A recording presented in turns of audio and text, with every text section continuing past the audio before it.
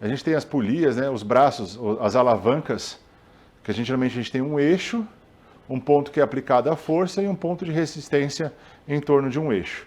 E a gente tem, ó, o que é o braço de resistência? Eu gosto de falar o momento da resistência. Por quê? Porque isso aqui, a magnitude dessa posição é diferente dessa, que é diferente dessa. Então é o mesmo braço de alavanca, mas o momento desse braço com relação ao eixo articular, ele difere. Então ele representa uma intensidade diferente com relação à resistência.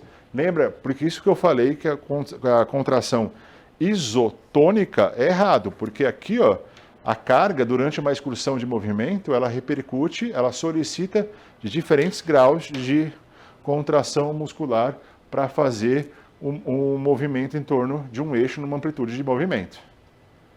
Olha a patela. Por que existe a patela? A patela existe para distanciar o ponto de inserção do quadríceps do eixo articular do joelho.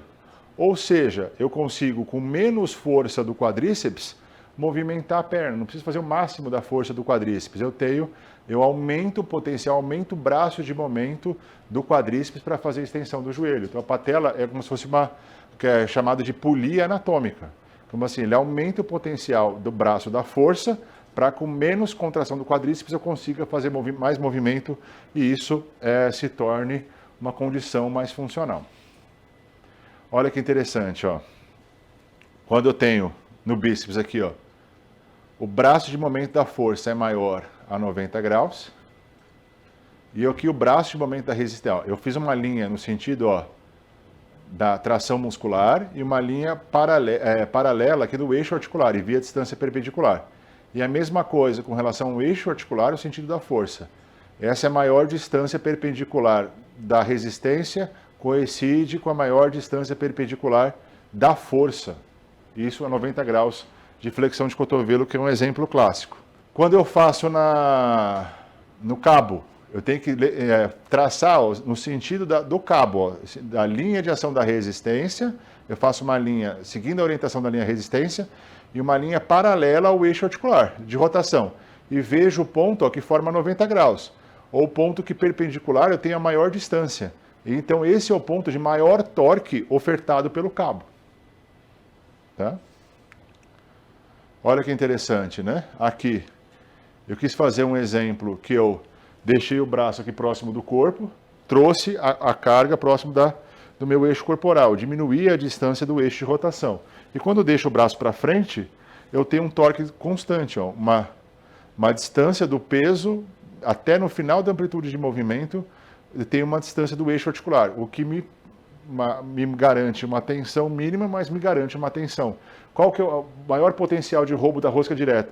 O pessoal faz aqui e leva para cá ou faz assim, ó. Quando eu faço para cá, eu coloco o peso para trás da resistência e não tenho torque para flexão de cotovelo. Né?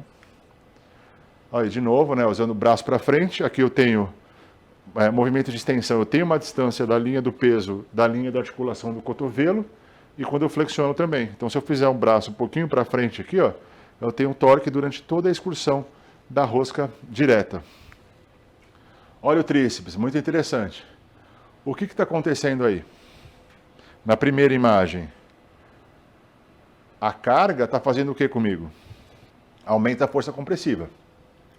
Ela é só resistência se eu fizesse o quê?